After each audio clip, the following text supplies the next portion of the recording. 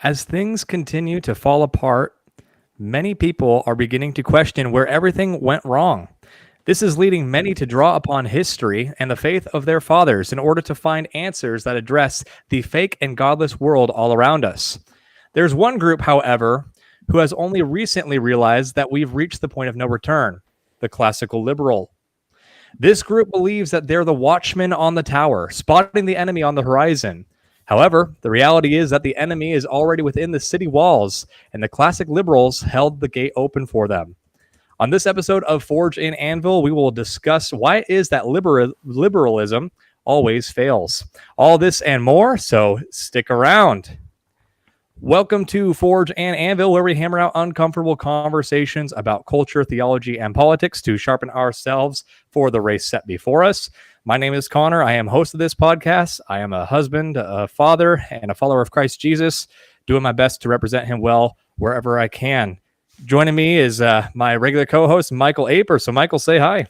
Hello, friends. As always, I'm a student of Scripture, and I'd like to see the righteousness of God restored to the people of God. And these conversations help pave the way for that to happen one step at a time. And joining us is a first-time guest, C.Jay Engel. So, C.J., go ahead and tell the audience a little bit about who you are and what you do.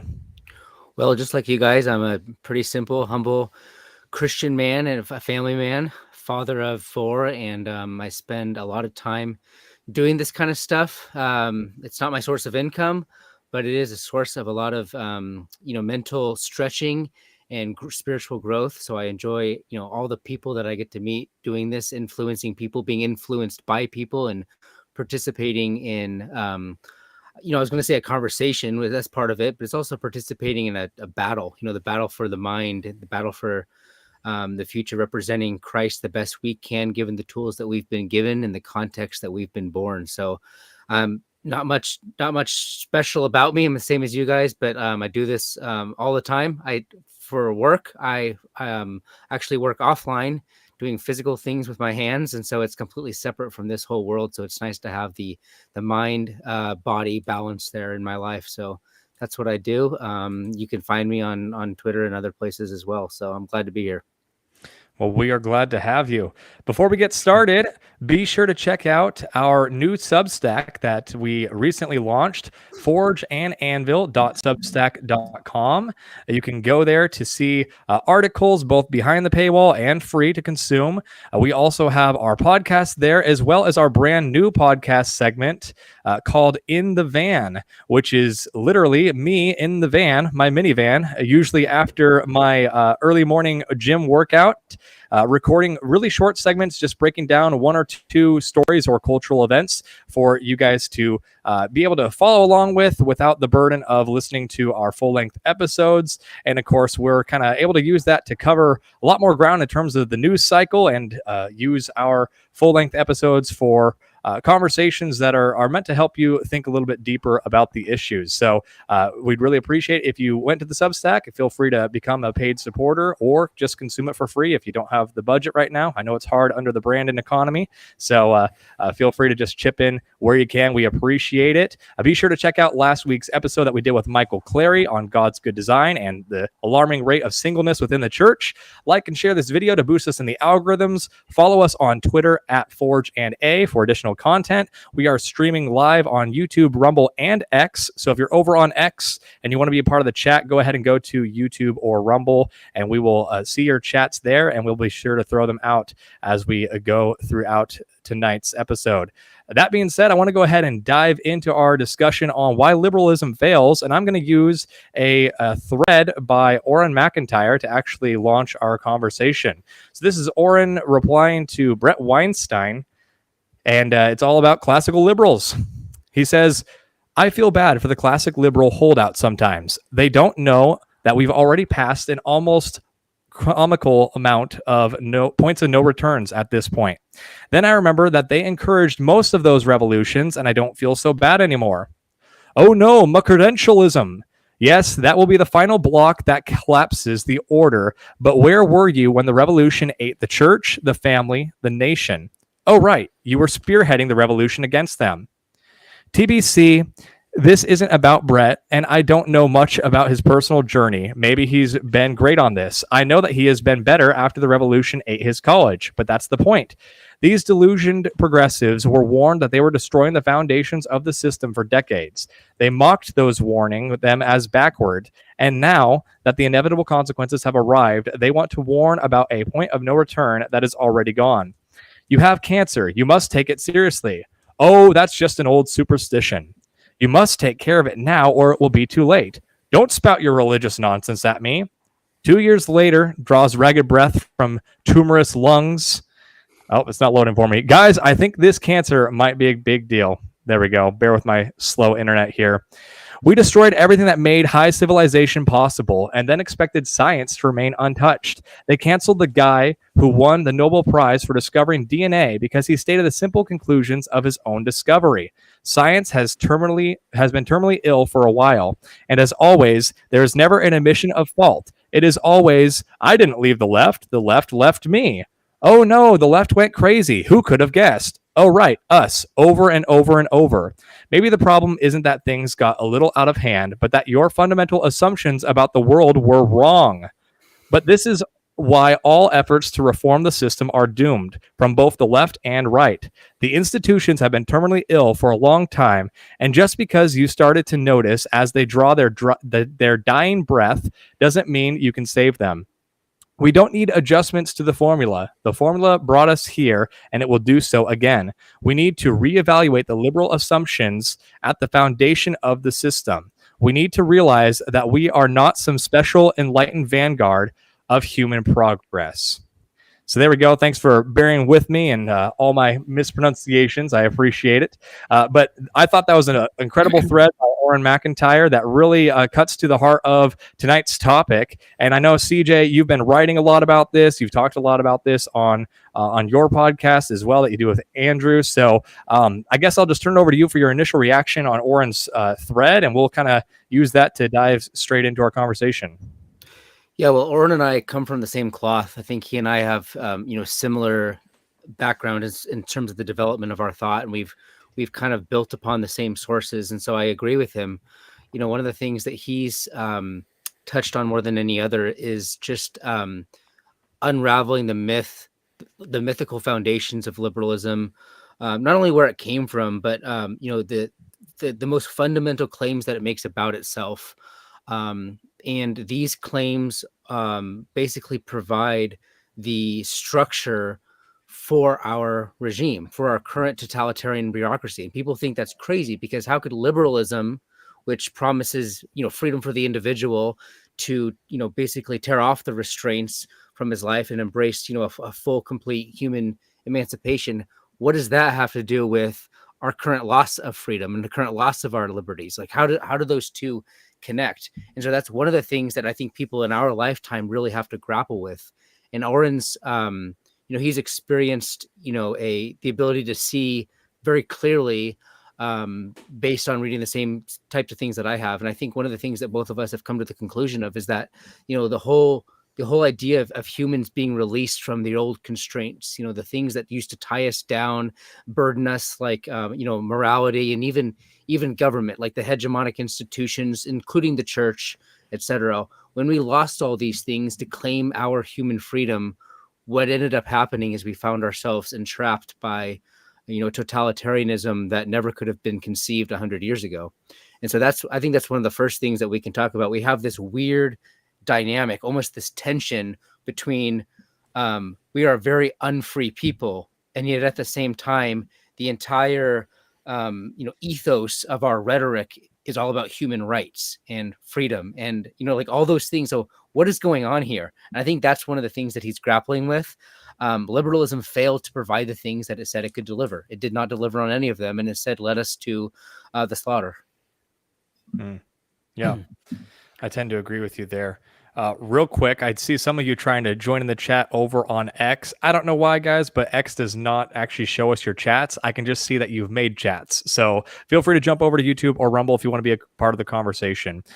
Yeah, CJ, I tend to agree with you that liberalism has a lot of promises. But why do you think it is that it can't ever fulfill those promises? Because I see so many individuals, especially nowadays. Right now, people are wanting to go back to the early 2000s or the 1990s, or some of them, the entire RFK presidential run is pretty much talking about, let's get back to the liberalism of the 60s and 70s.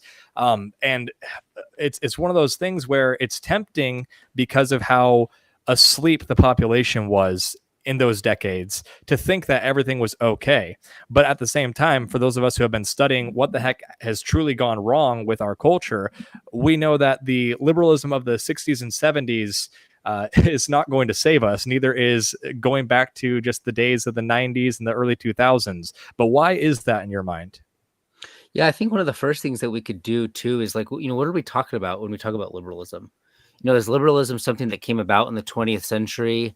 Is it basically, what after World War II, we just, we chose liberal and conservative. Where did it come from? That's what people need to understand. Liberalism has been, a word of political endearment since, largely the 18th century, maybe even earlier 17th century. What does it mean to be a liberal?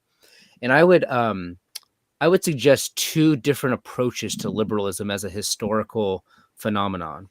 One I might call universalist liberalism. That was the liberalism of the French Revolution.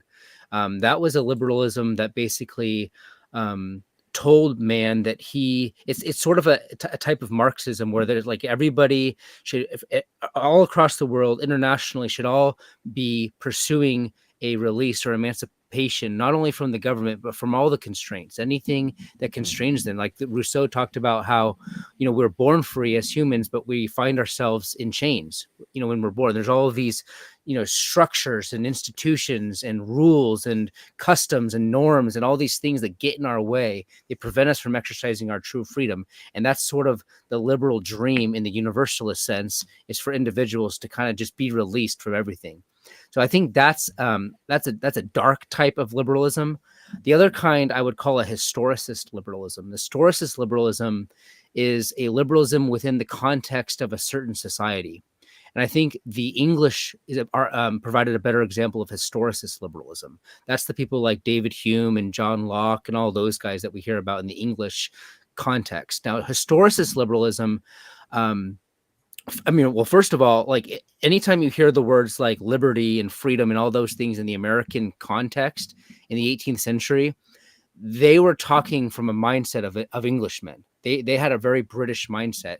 And so they were thinking of what I like to call a hegemonic liberty. It's liberty of the people to be free from innovations. The king was creating new laws that weren't part of British custom, and they thought of themselves as fighting for their rights and liberties as Englishmen, as inheritors of a British custom, a British way of life. And so that's sort of the historicist. So there were French revolutionary types in the American Revolution. That would be people like Thomas Paine, people that were more sympathetic to the Jacobin Revolution in France at the time. So there are these two strains of liberalism. I think that the English mode of liberalism largely died in the early 20th century. It fell victim to progressivism and other forms of managerialism that came about. And the only type of liberalism that we largely have now is very much a universalist liberalism. So when you hear people talk about classical liberalism, a lot of them don't have a historicist mindset. They don't think of ourselves as inheriting certain historically sourced or historically bounded liberties, but they rather think in terms of, universalist propositions, things like that. So when we talk about liberalism, that's the first thing we should do is, what do we mean? And I think just having that conversation helps us to differentiate between what is meant by liberalism today, what is meant by liberty today, and what was actually meant in the time of the Declaration of Independence and things like that. Because people don't even realize that there's been sort of a revolution within our rhetorical framework. We don't even have the same reference point when we talk about liberty compared to what was going on with the founders and their very British mindset. So that's the first thing I would talk about. And I think that kind of sidestepped your question. So maybe you could ask it again, but I had to lay that foundation there. Yeah. And I was just saying, why do you think it is that liberalism fails to deliver on its promises? So yeah, so in that case, once we have realized that we operate within the rhetorical framework of a universalist liberalism, you come to realize that its claims about man are the opposite of the Christian claims of man. The Christian claims of man is that man is a sinner and that there are limits to what he can achieve, and there's a sort of um, like there's an impulse in man that tries to replace God, and he tries to build society in his own image. And when you pursue dreams like this, when you pursue these utopian visions like this, the things that get in the way are sin. But not only sin, but it's also the things that get in the way, like, you know, we have no, you know, commonality or agreement of where the utopia should go. People they don't want to participate. They're not robots. You know, they have their own sentiments, and they have their own priority scales. And so what happens to liberalism very quickly is that it turns into this you know, corrupt opportunity for the experts to take things where it thinks that people need to go, and it just naturally turns into this like this testing field for experts and managers to basically just drive nations into the ground. And so that's the first thing that I would say is the reason that liberalism fails in that way is because it misunderstands the nature of man. You know, the second reason it fails is a little bit more convoluted, but I would emphasize the fact that what liberalism essentially does is it tries to neutralize conflict in society. Society is made up of clashes of various types of group interests. There's always people that are seeking to wield power based on their own visions of the good life, of the good society. And when you prevent them from clashing, and you try to depoliticize things and privatize all of these problems, and pretend like the institutions can be neutral and morality can be neutral, what happens is you take that tension and that conflict, which should happen within the political theater, and you privatize it. And what happens is all that conflict and political strife, it basically is disseminated throughout the population, and they begin to tear at each other's throats. And so liberalism doesn't allow for the political realm to absorb these types of conflict among men. It basically turns men into a free-for-all against one another. And this is actually the argument that Hobbes would use in Hobbesianism, is he recognized that you needed someone to make these types of decisions so that people could live at peace with one another. Yeah. So that's the second reason it fails. Another reason that it fails is because liberals, they basically say that the government should be neutral, and it shouldn't make moral decisions. It shouldn't make value judgments. It should let individuals make those things. The problem is that there are other people wanting to wield power that don't have that view, right? And so what happens is all the people that would be representing their interests, like Christians or, you know, right-wingers, conservatives, people that do want to use government power to protect their way of life, they're incentivized to not wield any power. Well, when you have one side that's not wielding power, and they're talking about privatizing these decisions and leaving all these things as neutral decisions that individuals should make, you have that group basically laying down their swords. And then you have another group like communists who are willing to use power to get what they want. Well, liberalism basically is a way to neuter your own ability to express what you want to see in society, and to express and confront the enemy of society, which could be, you know, it has different manifestations. Communism would be one. You know, in our time, it's the woke left, which isn't quite the same as communism. Communism has more of an economic framework. The woke left has more of a socio-cultural, religious framework. But liberals basically just refuse to fight in a world where the enemy is ready to destroy everything in front of it. So those are some various reasons why liberalism will always fail. It doesn't take, you know, into account, you know, the proper view of man, and also it doesn't have an adequate understanding of the political. Yeah, well said.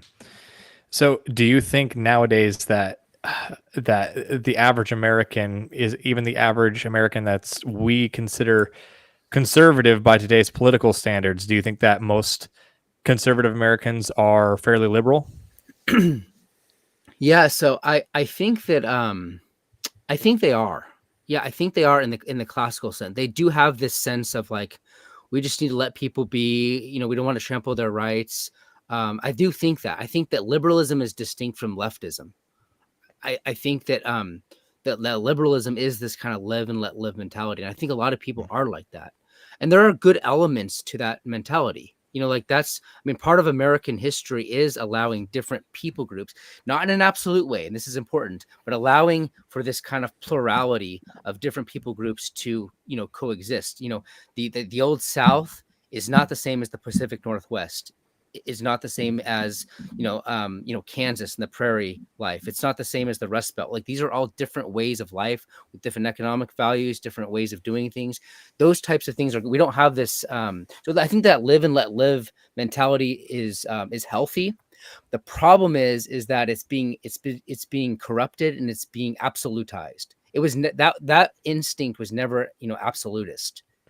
So what happens in when those themes are absolutized, it allows the political to be affected by it, right? And so then everyone has to demand that you have to be tolerant in accordance with their rules. You have to basically weed out intolerance. Anything that's considered intolerant or prejudiced or bigoted, all those things have to be weeded out. And it turns into this like we're going to shove our understanding of tolerance down your throats and make you conform to our priorities, our moral priority scale and things like that. So I think most people are liberal, but what people need to realize is liberalism only works, as I mentioned before, within a context, within like the British context. They wouldn't have dreamed of having like transsexual surgeries and homosexual marriages and all these insanities, all these moral insanities. They never would have dreamed of those things. They were liberals in their time within their context, compared to like the absolutist claims of the king and things like that.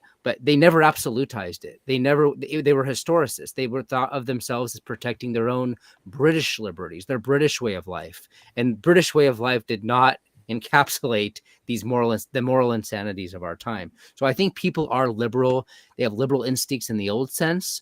But that needs to, what people need to realize who have this natural inclination toward liberalism is there is a time for liberalism, and then there's a time for not being liberal anymore. When the left is seeking power and it's seeking to destroy your way of life, we've lost the cultural ability to be liberal. Right. So liberalism works when you don't have to use excessive government force to stop insanities. There's this natural cultural check in cultural Christianity where people know the boundaries of their own behavior.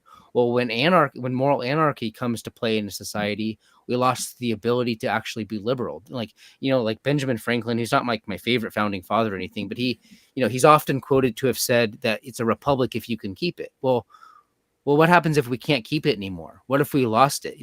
Are we allowed to use the government to stop leftist insanities? It'd be great to live in a society where we could be liberal. Unfortunately, I think that's ended. Is it just because you believe that the foundation of a cultural Christian society has just eroded to the point where we no longer have those deep truths that kind of anchored us and allowed it to where, we didn't have to think that anyone would necessarily go to the point where they think that they're the opposite sex or where they want these transgender surgeries? I mean, what do you think it is that eroded? The moral fabric of the West has certainly eroded, and that's definitely a part of it. But I also think that in terms of using power and not allowing power to be liberal anymore, you have to realize that the regime is filled with power-wielding people who seek the destruction of our way of life. They want to weed us out. They don't want us to exist anymore. They don't want our children to inherit the same values that we inherited.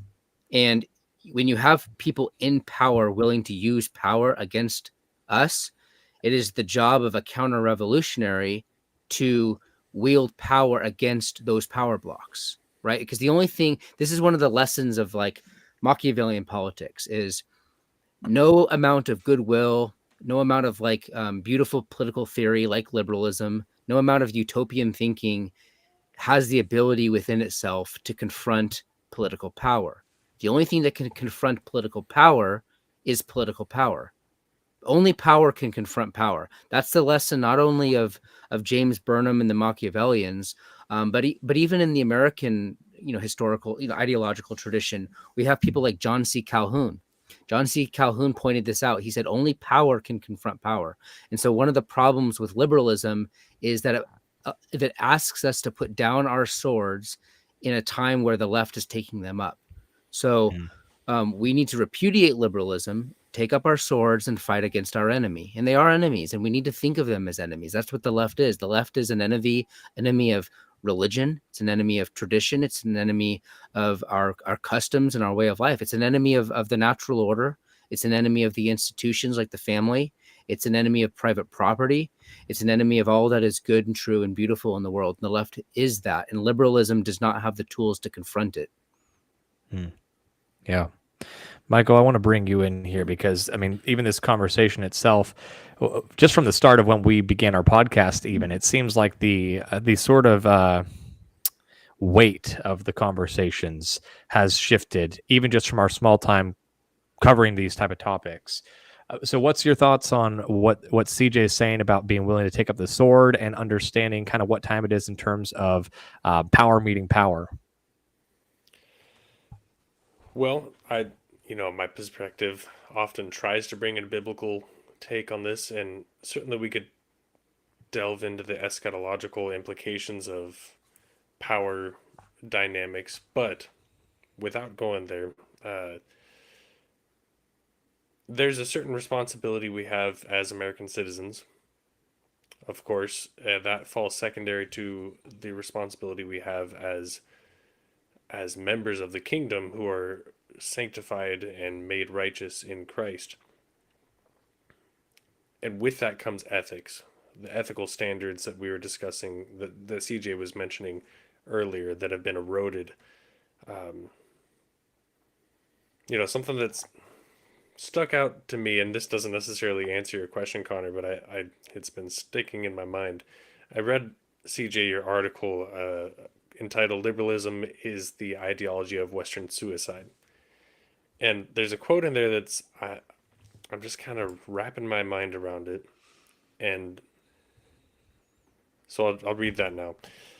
"The human soul is crafted by things that are more deeply rooted than facts and logic.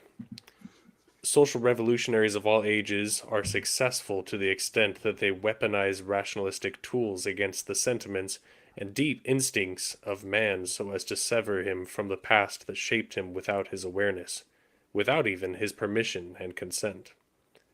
And the reason I bring this into the conversation, I mean, it's something that I'm thinking a lot about as well, but specifically you use the phrase weaponize rationalistic tools. And I think that's an important distinction because prior to that, you put facts and logic in quotation as if to say that the weaponization of those rationalistic tools are not in fact factual or logical, but they're used in opposition to the better sense that we have as men and women pursuing goodness and pursuing an ethical morality that is sensical and not falling prey to the narrative that we would otherwise fall into. And I'd like your response to that, C.Jay, because the thing that fascinates me about this is that if those tools, those rationalistic tools, are being weaponized against us, then we too must meet that combat with a certain level of sound-minded rationale with a basis of ethical principalities that we can anchor ourselves to. Mm-hmm. So what are your thoughts on that? Yeah, I've noticed that, one of the things that's difficult for conservatives is that it's easy for us, since we have the truth on our side, to get bogged down into like minuscule, like micro debates about facts and interpretations of verses. Like, for instance, anyone who pays attention to the immigration debate will know that, people will say things like, they'll bring up the Good Samaritan story, right? Is it good for a Christian man to go help those in need? Yes. They'll weaponize those ethical teachings in order to get what they want politically. Are they interested in pursuit of the truth? No, They're not interested in pursuit of the truth. They don't want to know what the parable really means. That's not what they're after. What they're after is leveraging the stories that you were brought up with as a child, which are true, in which we teach our children, and which we take to heart. They weaponize those and to turn them into arsenal for their own political objectives and agendas. So my point is that there comes a point in politics when you have to realize that your enemy is not operating in good faith. And you could spend a lot of time with a lot of commentaries, and a lot of exegesis debating the true nature of the Good Samaritan story. Meanwhile, they've opened the border. So it gets to a point where you have to realize these people are not after the truth. We don't have time to debate them on it. We're not going to come to terms. We're not going to sit together with a meeting of the minds and come to a good, fair, biblically honest understanding of the application of Good Samaritan and its relationship to immigration policy. So what I'm saying is we have to realize that in a battle for our minds, we have to just say no. That's not what it's about. I'm not going to even argue about it. I'm not going to sit here and do exegesis with the left. They're not interested in it. Yes. We have to exercise. We have to expend our bandwidth in healthy, productive ways. Should we exegete the verse? Yes, with our children, with our fellow Christians within our congregation, at men's Bible study. Let's do all those things, build ourselves up physically, but we should not cast pearls before swine. Yeah, and I agree. Certainly, there's very little value to be had with an open debate with someone who is not going to be standing on the same ground, whether intellectually, honestly, or even religiously. I do want to emphasize how important it is to equip Christians, and especially our children, with a proper hermeneutical standard, so that when we are interpreting Scripture, we can do so within the greater context of the Christian ethic that's presented through the consistencies of the entirety of the Bible, so that a passage such as the Good Samaritan cannot be taken out of context and misappropriated for this specific situation. And if we could teach Christians and our children especially how to think through these things more properly and to understand the flaws and the errant methods of true logical fallacies that are equipped against the Christian position or Christian evangelicals or otherwise Christian ethics within the commonplace, the more we equip individuals to be prepared for those situations, I think they'll be better off. But you're exactly right that the place to do that is in training, in churches, in homes, not just in churches. I mean, we've talked about this before, but I especially want to emphasize that the place for this sort of training is not limited to the church, and it should not be the pastor's responsibility. It is responsibility of parents as well.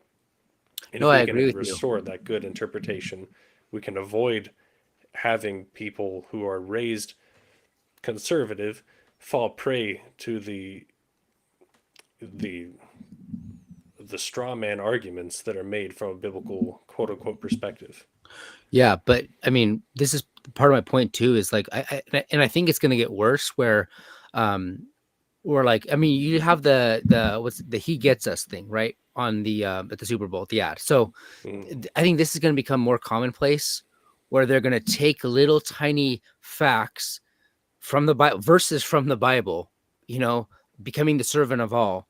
They're going to weaponize these things for their own political agenda. And we just need to be prepared that we can't get bogged down in fights, in politics. And that's part of liberalism too. Like, let's just come to the table as honest. We're both Americans. We have, the best interest for America at heart. We're going to come in, we're going to have a meeting of the minds, and we're going to work this out. We're going to have a conversation rather than a political struggle.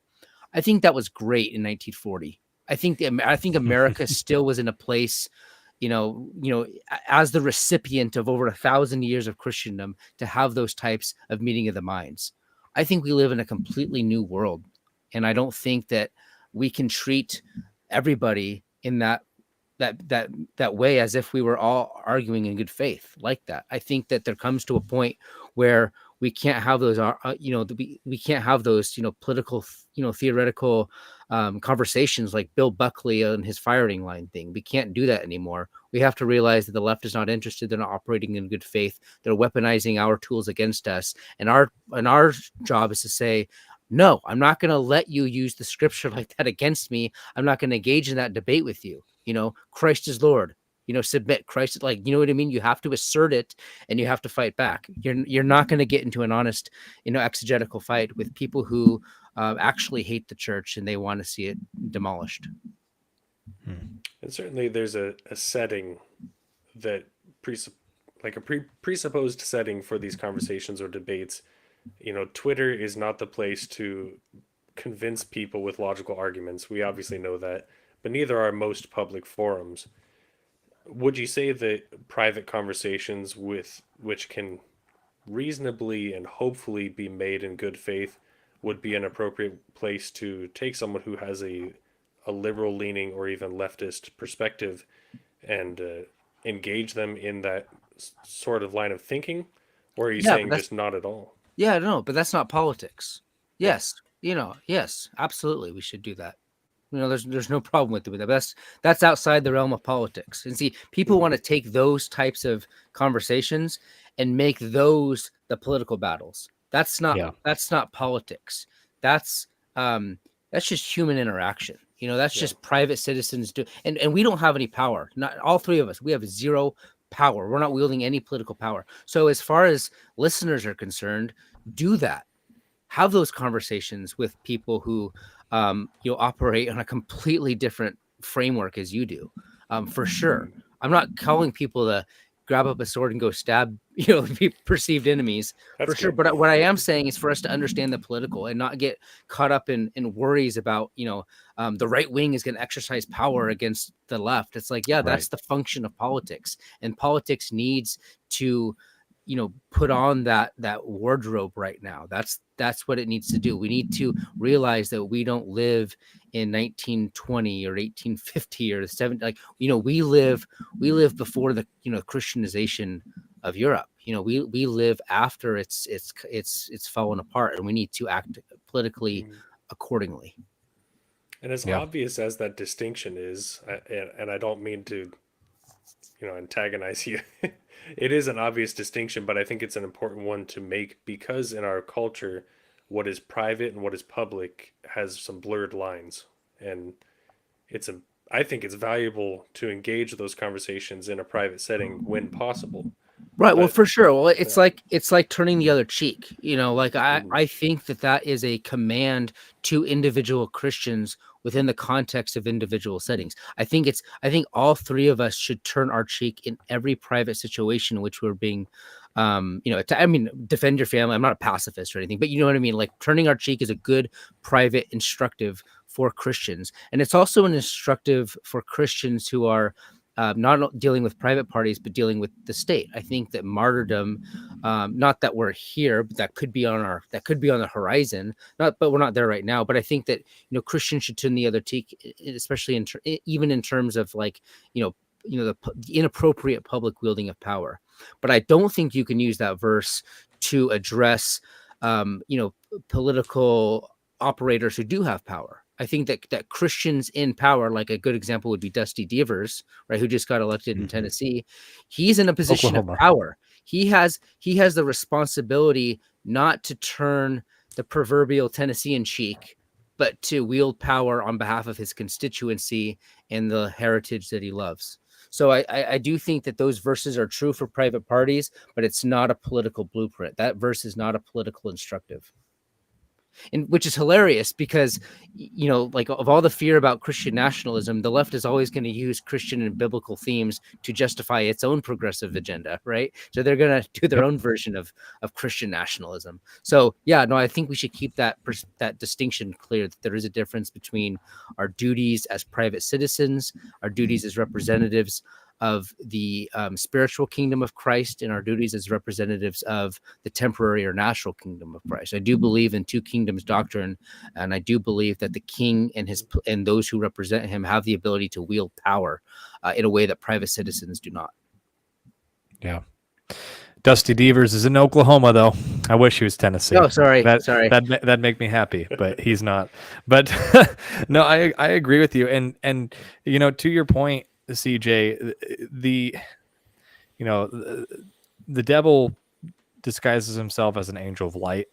I mean, there's going to be a lot of half truths that are going to be used in order to subvert any meaningful opposition to a very godless regime. I mean, the He Gets Us campaign, even, I really think that campaigns like that are just meant to keep the church feminized.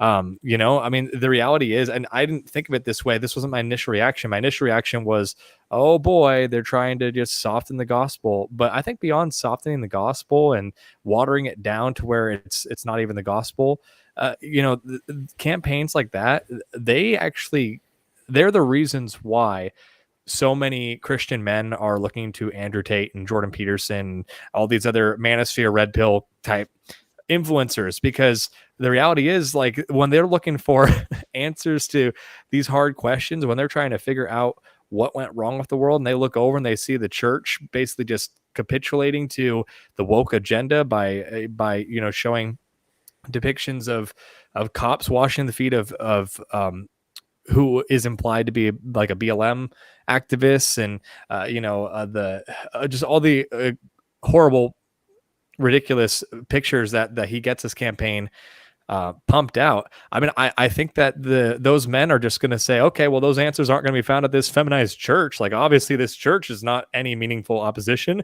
They look just like this woke nonsense that has been calling me toxic for wanting to lift weights and be healthy and actually be a provider for a woman one day. So I guess I won't go to the church. And then, of course, you've got your pastors with their skinny jeans and sweater vests, and I was a skinny jean worship leader for a while there, but I don't think I ever had that skinny jean mentality. It was just the style. But I will admit that there's something to be said about even the gravitas of what a pastor wears and how they conduct themselves, and whether or not their hands are soft and plush and never done a day's work in their life on anything blue collar. I mean, these things just make a difference to these men that are plumbers, electricians, working the third shift, and wondering what the heck is going on with the world, why they're being attacked so much. The Oliver Anthonys of the world, whatever you think of everything he's done since he blew up, his song rings true.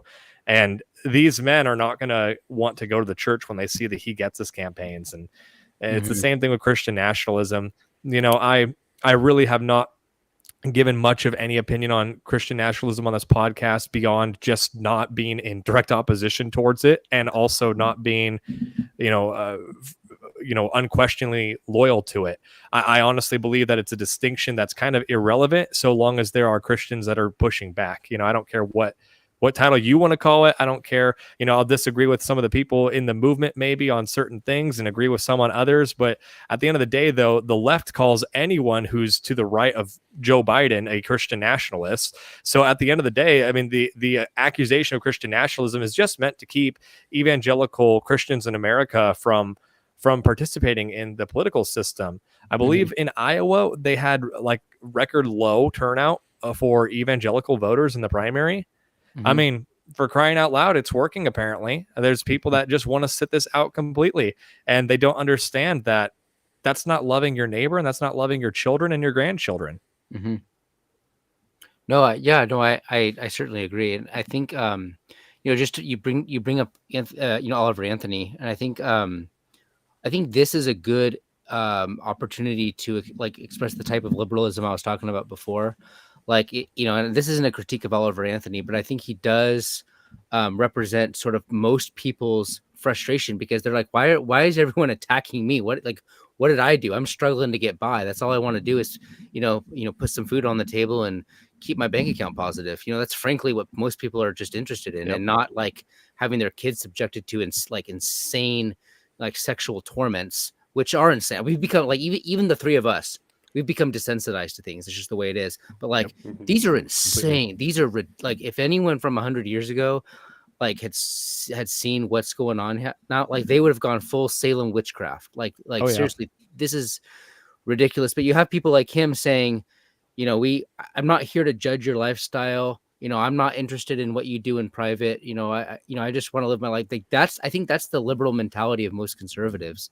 And what I'm asking for people to recognize is the desensitization that happens in our like socio-political order is a direct result of us not willing to confront our political enemies. Like, a lot of people say that politics is downstream from culture. Well, something happened in the 20th century where actually the reverse is now true. Something happened in the 20th century that the entire social structure was flipped on its head, and politics is no longer downstream from culture, but actually culture is downstream from politics. The things that are put before our eyes in terms of music and art and what it means to be a human being, what it means to be a man, all these things that we used to just inherit from our community and our parents are now being forced down our throats from the managerial elite, which is like this union of private and public sectors. Right. So all the cultural things that we absorb in our daily life are downstream from politics. And so the very fact that we have this right, that we have an absence of a right that's not willing to push back against the left in the realm of the political is now making us unable to fight the culture wars, because we have nobody fighting for us at the very top. And if our culture is downstream from what happens on the top, but we don't have anybody confronting the enemy at the top, then there's basically no political hope for us to continue in our way of life. And so that's one of the points I wanted to make too, is the point the point of the new Christian right is not to exercise power against all of these like liberals, like individual liberals. That's not the point of political power. We don't want to go knocking on everybody's door and make sure there's no gays anywhere. Like that's literally not the point of right-wing power. The point of right-wing power is to confront left-wing power. Like our enemy is really in the political realm. That's where Christian political actors need to exercise their power. Yeah, I agree. It was Christopher Caldwell's book, Age of Entitlement. Great read for anyone who's interested. I don't have it in front of me because I've actually lent it out, but he talked a lot about Obergefell and the legalization of gay marriage. And he talked a lot about the surveys done at the time. And it's easy for us to forget because it's been, long enough now that it's, history moves fast in today's day and age of high information. But it was such a minority that actually supported the legalization of gay rights, especially nationwide. And yet Obergefell just forces this lifestyle upon everyone in the entire country. And fast forward 10 years, and I bet you anything that Obergefell would probably pass by a sheer popular vote if it would had to be voted on. I mean, maybe not, but I can tell you it'd be a lot closer. That's for sure. I mean, less than a decade ago, California voted that marriage would be defined as a man and a woman in California. Right. It's still probably the majority position, but the left gets its way, and it's that's just how things work in California. Is the minority runs things, but yeah. Absolutely. Right. And now it's that same idea of not confronting your political opponents. And then suddenly, because the reality is, morally speaking, if we're just going to talk about moral frameworks here, we were definitely the majority. And yet this minority who is advocating for this immoral thing forced its will upon people through the political system. And so, I agree with the quote that, culture, politics is downstream from culture, but I also think that the inverse can be true in certain scenarios, and we see it a lot in history. And of course, I've also, another correction that I've always given to that phrase is that culture is downstream from the church. And again, that goes the same way. Politics is downstream from the church. I think everything is downstream from the church. Yeah, it's interesting because I think that is much more true in a Christian ethos. I think you can say more accurately that culture is downstream from religion. And since the Christian church has been abandoned and it's no longer the religion provider for the culture, we've adopted a new religion. We've adopted, we have a new priestly class, and they're the ones that mediate our religion down to us. I think that's a really healthy way of looking at things too, is is that there's been this myth. That's another problem with liberalism. It operates on the myth of the secular, but all these things are religious in nature.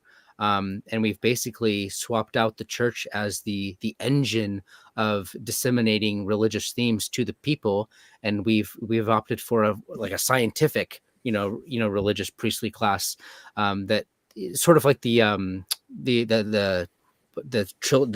C.S. Lewis trilogy, where they like operate in terms of like science and their objective discoveries and rationality and stuff, but really it's this weird, it's like satanic cult that's behind the whole thing. And I think it's very similar to today. I think that we are operating in a religious war at the end of the day, and culture is downstream from the desires of our priests. Yeah, well said. So, I mean, that kind of leaves us with the question of what do we do with these classical liberal types? I actually wanted to, for fun, I wanted to kind of play this video of Bill Maher. Hopefully, it'll play this sound for us. So, how do you feel about Newsom? Had him on my show Friday, I saw that. and I first of all, I love him. Just one reason I want him to run for president, well, is because he's obviously a winner. Define a winner. Well, he would win the election. Oh, so He would win the election. he's a talented debater, speaker, communicator, deflector. and politician. And what do you mean? Well, what's the point about So that's results? exactly where I'm going with you. So results-driven guy. Right. What areas has Newsom won in? You said he's a winner. Winner of the election. He could no. win the election. But based on what, though? Do you want results? Like, what has he done to California to say he's a winner? Oh God, I don't know. It's too. Bill, you're a smart You know what? guy. He made it rain, okay, dude? It wasn't I raining. saw when you said that. He said, great It job. wasn't raining, and now it's raining. So he's got my vote. Okay, you know what? respect. I mean, he I don't know. I don't follow the news. That's yeah, a you- character Bill, I play you on do. television. Don't deflect. It's You're a character very of mine. smart guy. Be So there. then, So I'll go ahead and stop it there because it goes on. But that, for those of you who are just listening to the audio, that was Patrick Bet David, who's become a pretty popular podcaster, kind of among the right wing. He's a CEO, really kind of business meritocracy kind of guy who's really gaining popularity. Talking to Bill Maher, asking him about Gavin Newsom's his wins, and obviously, as you saw there, Bill could not provide any of those. So, I mean, I think he's a perfect example of many people in our culture that are just voting with whatever's popular. We had Charles Haywood on a while back now talking about no enemies on the right. And, but specifically, he mentioned during that podcast how he believes that these classical liberal types don't have any principles. And so they'll ultimately kind of sway to and fro based on the popularity of certain issues. So I'm curious, C.J. and Michael, of course, you're welcome to chime in and answer this too, but what do we do with the Bill Mahers of the world? Because the reality is, politically, they're a big hindrance to us because they oftentimes just will vote because Taylor Swift tells them to vote, or they'll vote because their friend is shoving a mail-in ballot in front of them and saying, fill this out, I'm going to go turn it in. And they, these college campuses collect hundreds and hundreds of ballots and of these low information voters, and the left is constantly trying to lower the voting age. So what do we do with these default liberals that aren't actually paying attention but still vote anyways? It's important to note that while I adopt the framework of the friend-enemy distinction, and that's something that I think characterizes political struggle, the liberals are not the enemy. The liberals are the ones that don't admit there is an enemy. I think that's the basic definition of a liberal. People think it's conservatives versus liberals. I mean, really, the liberals are the ones that decline to even make that sort of commitment. They're the ones that deny there is a friend-enemy distinction. So my solution is not to seek to radicalize them. I don't think that works because we don't own the institutions. I don't think we. So I would take lessons. I wouldn't do everything that the left does, but I would understand how they captured power, because they had to deal with the same thing. How does the left, the radical, culturally Marxist left, how are they able to get into power if it's 1950 and America is basically a very conservative country? Like, how do they get into power? Like, how do they radicalize all these like bourgeois, upper middle class, white Christian families? Like, that's the thing. What they realized is they didn't even touch them. They just ignored them. They just went. They just took the long march. They decided to corrupt and subvert all the institutions. And then they realized that there's these masses of people, the masses, that basically will follow anybody's lead. You know, if America inherited a Christian culture, a Christian way of life, Christian norms and customs and Christian holidays, right? If Christianity kind of guides the ebbs and flows of a life, well, then the masses are going to absorb that and be a Christian people. That's how culture works. The masses basically are like the sponge class. They'll go wherever the institutions go. And so what the left did is they realized that all they had to do was capture power at the top, march through the institutions, and then the culture could be downstream from politics. It could be downstream from their power. I don't think we can do the same thing. For one, the left is much more aware of people doing things the way it did it. You know, that the people in power in the 30s and 40s and 50s, they had no clue what was coming. I think the left would recognize the right trying to mimic that methodology. So I don't think we can really do things in the same way. The other thing that the left has to their advantage is they don't care about telling the truth. You know, they can literally lie their way through anything. Christians have a moral compass that guides our ability to represent God as truth itself. You know, so there's limits in that way.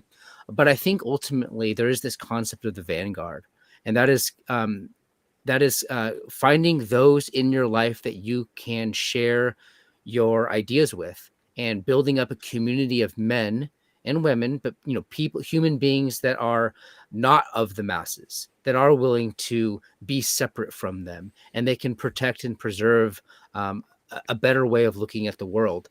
And if liberalism is to fail, and if the left is to fail, because it is at odds with the natural order, the way that God created things, it's inevitable that it will fall. And who's going to be there to answer questions that the masses have about all their disillusionments, all their despairs, all the lies, all the things that were told to them that turned out to be lies? Who's going to be there to answer them? The vanguard. So what you have to realize is that these cycles have to play themselves out, and they will collapse, because the left is not the leftist worldview is not consistent with reality. It's not consistent with the Christian anthropology of man. It's not consistent with the Christian metaphysic, the Christian order of the world, and the way that God designed things. It will fall apart. And I think the vanguard has to be there to guide people once all the despair is at its height. Something that C.J. is touching on there is, of course, the institutions that are influential, and right now it's abundantly clear that leftists have infiltrated higher education and have done so for quite some time, and create in our culture, no matter where this ideology came from, we have this notion that everyone must be higher educated in order to be a productive member of society. And what we end up having is degrees in gender studies and $80,000 of student loan debt so that people can be slaves to the government and trained to be workers that do not produce original thought. Just in higher education, that's a pretty horrifying ideal. In addition to that, we have the media sources, not just mainstream news media, but also you think of the most common sitcoms that everyone binge watches in the past 10 years. We've got The Office, Friends, Will and Grace, whatever. You can name a variety of sitcoms that highly influence people's thinking and normalize some of these agendas that have been promoted from a leftist perspective, such as, like we said, homosexual union. Each of those examples that I've just given normalize those things and destigmatize them, even at their expense, to make it a joking matter, and therefore something that you can be more that is more approachable. So I would say something that we can do more practically is, Lord willing, if there are educated, and not just formally educated, but practically educated individuals who can either create alternates to the traditional higher education, alternates to media sources, alternates to news sources, I mean, that's basically what we're doing, and what you do, CJ, with your podcast, and what we are attempting to do is to create alternate opportunities for meaningful and meaningful thought and wisdom to be promoted in the public forum. And the more alternates that we provide, we will gradually create enough attrition to influence the masses as the tides may possibly turn or may not. Yeah, no, I mean, that's very similar concept as, the role of the vanguard. It's ironic that I'm quoting him, but this is something that like Lenin talked about a lot, is the role of the vanguard. I'm not a Leninist, obviously, but, people who in the past who have grappled with how do you deal with the fact that we are in a minority, not necessarily a numerical minority, but we have far less power than our enemies do. How do you, as Christians who are trying to be good stewards of the world that God has given us, how do we exercise our time in a productive way that eventually we don't know when the end is coming? So how do we exercise our time in a productive way that sets up a better world for our children? I mean, that's what we have to work for, is those types of things.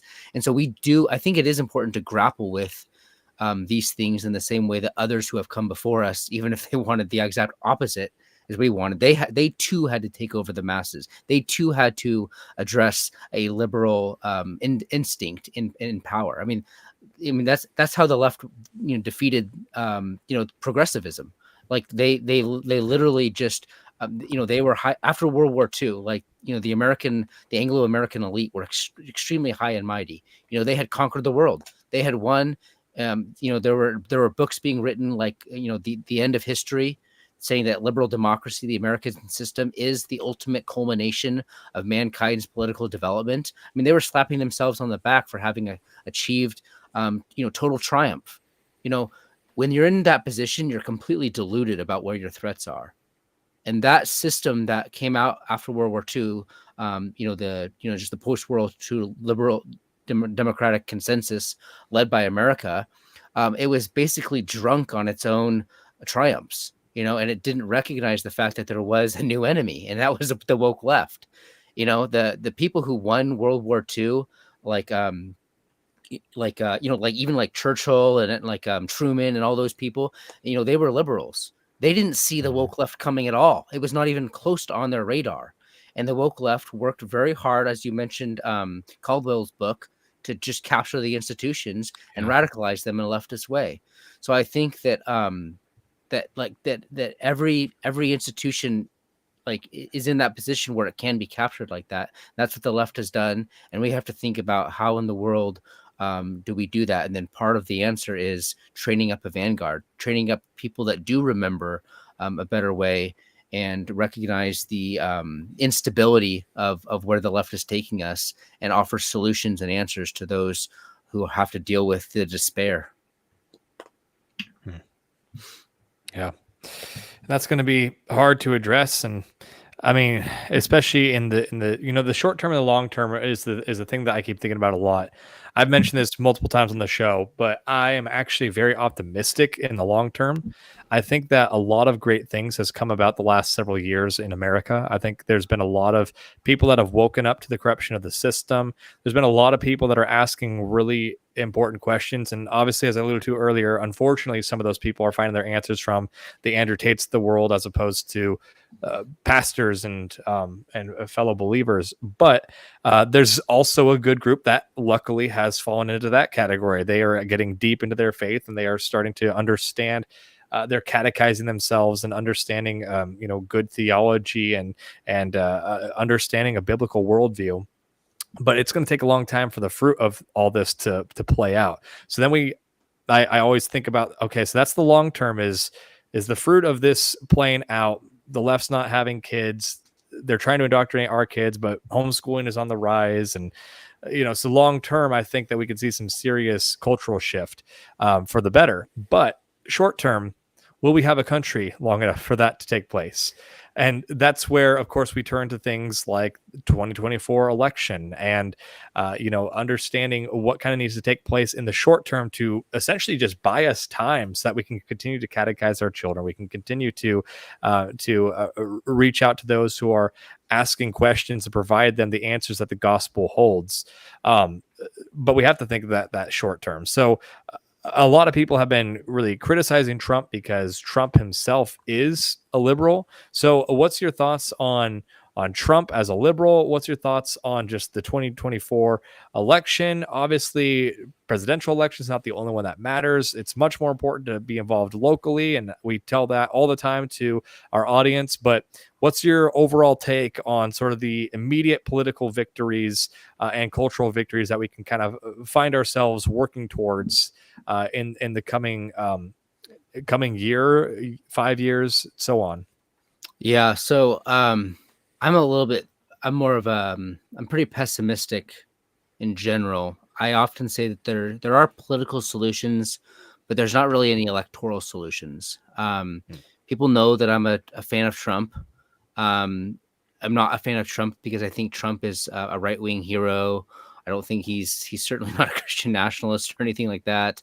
I myself consider myself like Christian nationalist adjacent. Like, I'm not going to counter signal them. Whether or not I'm going to describe myself that, just depends on the context. But Trump is hilarious because maybe even including Obama, but maybe with an exception, he's the most socially progressive president ever. Like, that's what's so hilarious about all this is you couldn't find a more progressive, liberal, cosmopolitan guy than Trump himself. I mean, he's totally tolerant of every odd lifestyle. It's just the funny thing is he just has these random deviations from this like totally insane international narrative. Right. So he'll do things like question NATO because he's not on board with what's appropriate to say. So he'll question NATO, and it makes like millions of Americans go, wait, yeah, why are we in NATO? Like, he'll just make them question that just because he doesn't think things through in like the approved fashion of officialdom. You know what I mean? So that's why I like Trump. I don't think he's actually some sort of bringer of light or anything like that. That's not the function that he plays. He's sort of a proxy of our discontent. He's sort of someone that people can point to and say, the regime hates this guy and they want him to go away. Therefore, I can express my own frustration with the regime by voting for him. Like, that's sort of what he represents. I don't think there's an electoral solution. I don't think Trump's going to make America great again or anything like that. I think the only way for America to be better off is to go through its own cycle. It has to suffer. People have to suffer. They have to go through hardship in order to come out stronger on the other side. And America's been living like high as a hog. I mean, America has been extremely spoiled. We've developed this intergenerational instinct of absolute luxury and prosperity, and we've become too morally fattened. We have no incentive to remember our histories. We have no incentive to work hard. We have no incentive to do anything necessary for a nation to thrive. And so therefore we both deserve and need to go through a sort of not just an economic depression, although that too, but also a political depression. We need to, in order to appreciate the freedoms that we have to go through a lot of hardship. So my own mentality might be described as accelerationist. I want to get it over with. I don't want to kick the can down the road.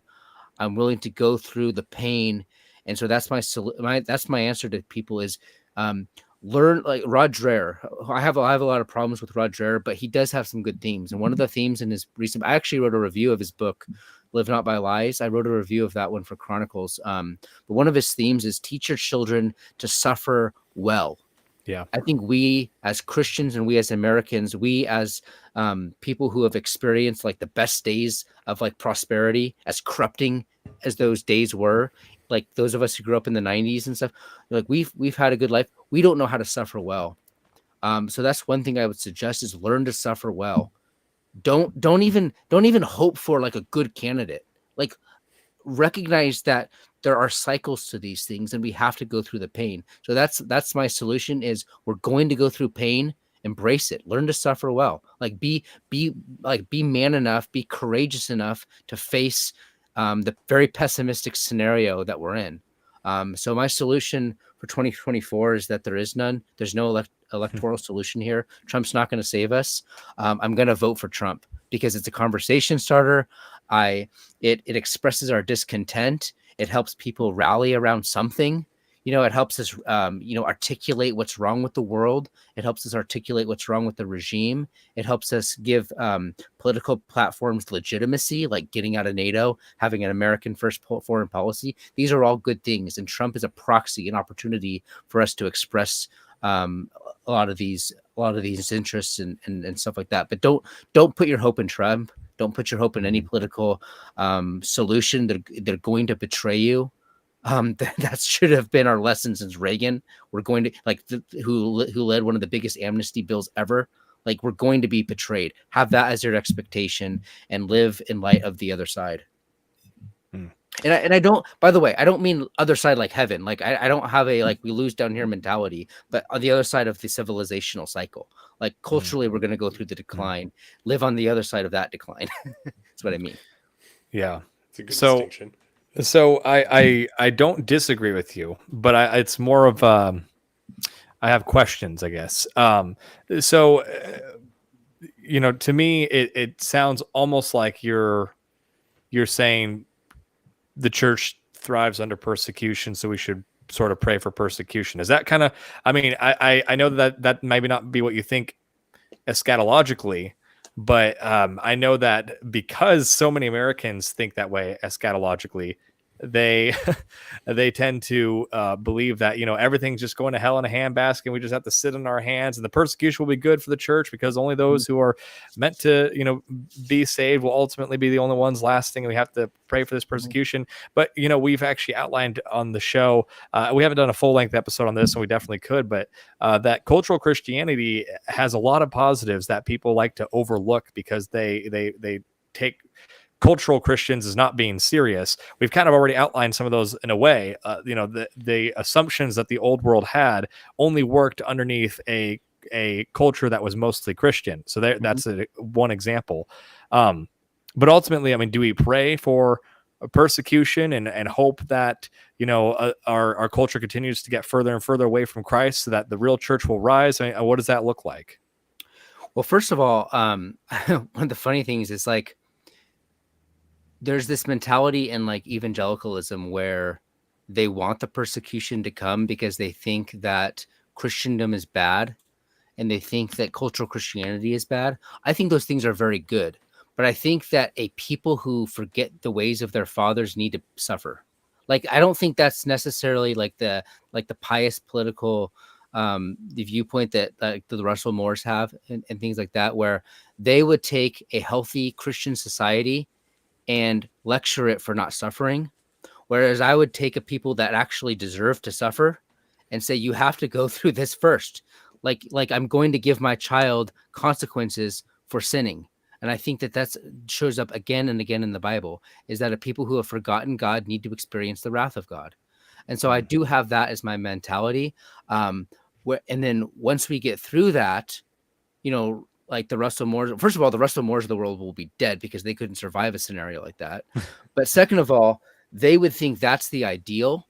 I think the ideal is the height of Christendom, right? I want to rebuild and reconquer a desolate nation. Like I'm okay with those types of things, but I don't think that we can just avoid suffering forever. I don't think that's built into the way of the world. I don't think God built us to have the Tower of Babel forever. I think we need to experience the consequences of our own hubris. So I'm more of an amillennial. I'm not a post millennial, but I'm definitely not a premillennial either. I don't have this the church is best when it's being persecuted, for sure. I love, one of the greatest historical moments for me is like the reign of Queen Elizabeth and like the height of like the English, church, dissenting from Rome and asserting its own, political power and upholding its own national Christian identity. Those are things that I love and endorse. I'm not anti-Christian, cultural Christianity at all. But at the same time, I do believe in cycles. I do believe, like J.R.R. Tolkien and C.S. Lewis and other people like that, that people who have forgotten their ways need to find them by first going through valleys. So that's more of my perspective. I also think that I think it's an affront to the way to God to pretend like he hasn't built in these mechanisms. And I think that decline is inevitable when people forget their moral foundation. So my perspective is not like everything's fine, everyone's happy, we need a good dose of pain right now. No, I think that people are experiencing despair, and we need to help others struggle through that, because these are the consequences of political leaders who have abandoned their people. And we need to be prepared ourselves to be strengthened, to strengthen our wives who, I can't say that I've really experienced any, obvious economic hardship. But it's very possible, just given the fact that I'm a white heritage American Christian, that I could suffer consequences in the foreseeable future. Or my son, like, what's my son going to do for a living? I need to teach him to suffer and overcome, not to play victim, in a world that hates him, but to overcome and be courageous and be a soldier and a warrior on behalf of the things that I've instilled in him. He's going to look around, what year is it? 2024. He's 8 years old. Think of how fast the culture's gone in the last 10 years. Now think of forward 10 years. Like when he gets up to be 18, 20, it could be a very dark world for him. But I don't want him to go out like with a poor me attitude. I want him to say, look, I'm willing to face whatever you bring onto me, because I am a child of God. I'm I'm an inheritor of the Western tradition. I'm an Engel, right? Like, these are things that I want him to be courageous of. So teach your children to suffer well, not as poor me people, but as people who are overcomers. And so I think those are themes that we need to take to heart, because our ancestors went through a lot of pain, and I think it's ridiculous to think that we can avoid it. Well said. Glorious and Free Ministries said Christianity was strongest when it had long-term ambitions. Think cathedrals and Christendom. And I thought that fit in well with what you just unpacked there for us. Michael, anything to add in terms of just, C.J. gave a lot to respond to, and I want to give you a chance to before I do. I'm fascinated, and there's a variety of thoughts that are brewing in my head. I really like the perspective of, instead of dreading the potential for negativity and desperately clinging to a hope for goodness to come out, to simply accept and kind of move through that. I mean, certainly Christian doctrine has a robust support system built in for suffering, that we're guaranteed to suffer, and that when we suffer, that suffering should be done and considered pure joy, because the trying of our faith develops perseverance. And we are a culture that is in increasing need for perseverance. So Correct. I appreciate the perspective to say that we need to learn to suffer well, and don't put our hope in like a good candidate or somebody to represent us well, because it's not going to come, because it is not that time. And I think there's wisdom there, absolutely. And we can be idealistic and hopeful for good things to come in a grand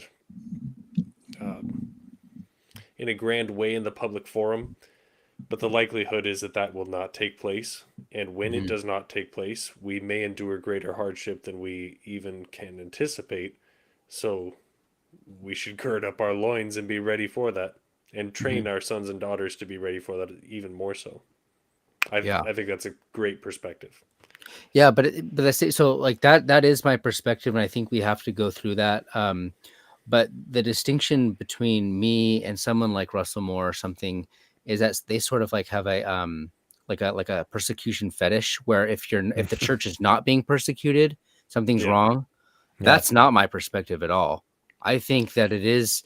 I think that men can act on behalf of their Christian virtues and conquer the heathens, so to speak. I think that is also built into Christianity. So I don't have a problem with Christian triumphs and Christian victories, a Christian people living out its the accomplishments of its forefathers. I think that we should be honored and sustain those achievements. for sure. So I like, whereas people like Russell Moore would be ashamed of them and want to tear them down.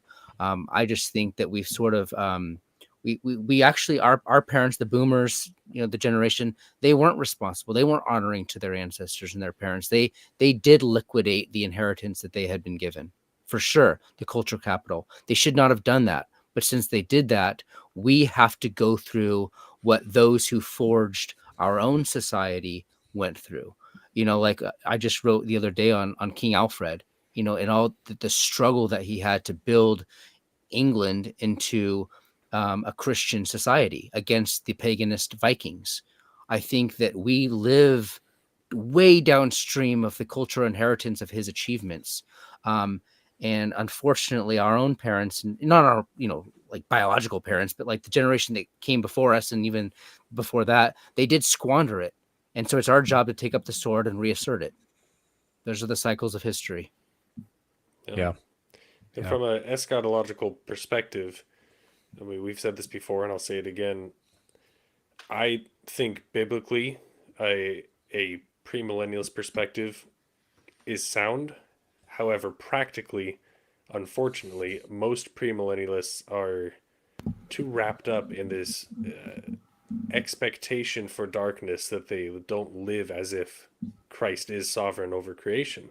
Mm-hmm. So I take myself interpretively as a premillennialist, but practically as a postmillennialist, because I'm going to live into every command that Christ has given us in anticipation for both hardship and the good that is to come. Well, you're welcome to join me in amillennialism. Yeah, well, I'm surrounded by them too.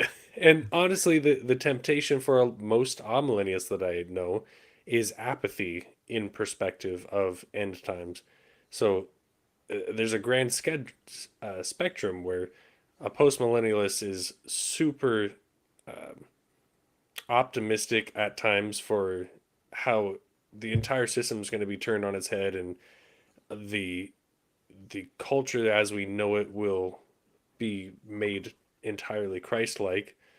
A premillennialist is prepping and just dismissing the people around them and saying, well, the Lord's going to take me any day now, which is, of course, really wrong. But then too often, an amillennialist says, oh, it doesn't really matter where we're going, so I'll just do what I can while I'm here. Mm-hmm. Yeah.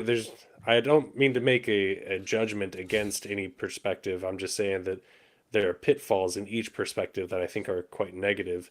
And for myself, although I consider myself a premillennialist, I would not subscribe to the general attitude of premillennialists at large. It's funny because like there's sort of a self-fulfilling prophecy there, like as like especially dispensationalist premillennials came into its height in the 20th century. Like when they had an opportunity to do something, like they had more capability than we have now. They're like, yeah, well, it's over, so we're just gonna walk away. Like that was like a self-fulfilling prophecy for sure. Right. Yeah. Completely. Glorious and Free Ministries said, I'm premill, but I still believe we need to fight. We need to fight because that's what we're going to be judged on as individuals. I want to be seen as faithful and not cowardly, come what may. I agree. In Revelation, one of the things that I didn't really think much on this until in recent years, but it says that the cowardly are cast out into utter darkness. And it's like, yeah, I mean, that's wild to think about. I mean, to truly understand what it means to not be a coward. I mean, all of us struggle with cowardice every day. And so to me, it's like, it's honestly something that I constantly repent of. That's a lot of what this show is. I was cowardly to start this show a couple of years ago when we first were beginning. It took me a long time to actually get the ball rolling because I didn't want to be on the internet giving my opinions. But at some point you have to just suck it up and be courageous. And it's such a first world thing that I was scared of. But the reality is it's just the day and age we live in. You have to take baby steps where you can to root out that cowardice and to slowly become brave. A lot of what you guys were talking about I referenced this on a week that you weren't here, Michael, but there's a great meme that I've seen. I think Middle Earth Mixer is the first person that I initially saw that that posted it.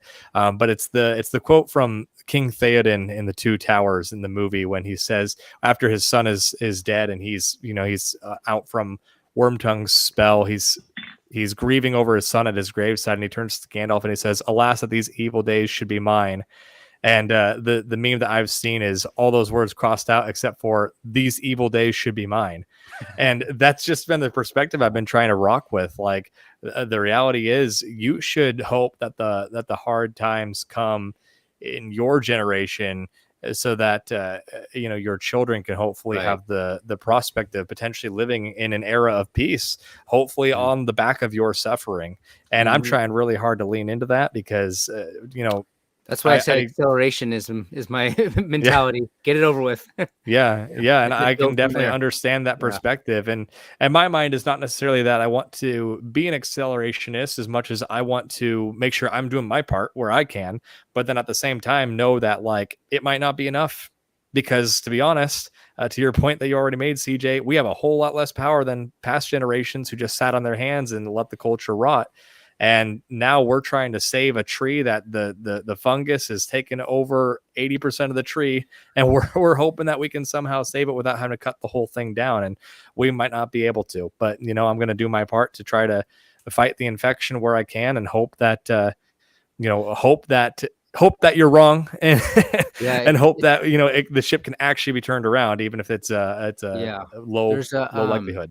I know you only have another minute, but there's a quote that everyone makes fun of me for. It's kind of it's become of a meme itself, but optimism is cowardice. Mm-hmm. It's that quote by Spengler. His point was that we can't just pretend like everything is going to turn out okay. That's a very American instinct. Because we've kind of felt like everything's gotten better. Every generation has had it better than their parents. That's just the way the world is. We are going to be richer than our parents who are richer than their parents, and our kids are going to be better off. That's just the way of the world. That sort of lackadaisical, everything is going to turn out okay, is a form of cowardice because it doesn't admit that there is the possibility of facing consequences for our own decisions and our own journey, our own path that we've taken as a nation. There has to be consequences there. But so people will say so you're just pessimistic. You think that, we can never recover or whatever. But I don't think our willingness to fight and stand up for what we believe in has anything to do with guarantees of success.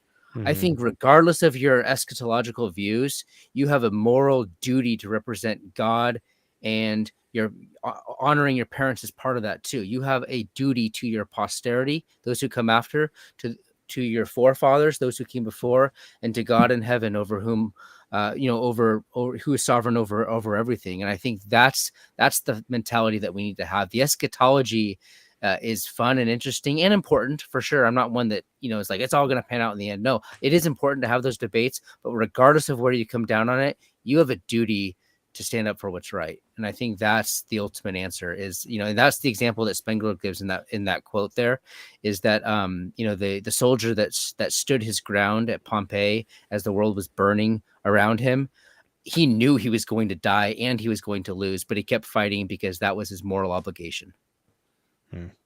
Yeah. Well said.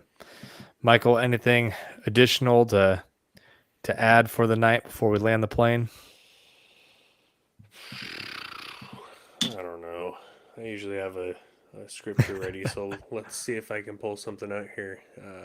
Proverb 28:26 says, "Those who trust in their own wits are fools, but those who walk in wisdom come through safely." So there we go. There you go. Do with that what you will. All right. Well, thanks a bunch for joining us, C.Jay. We really appreciate it. And thank you, listener. Feel free to head on over to our Substack. We would really appreciate if you feel like supporting us. If not, just go ahead and go in there and put your email in because there's free content as well.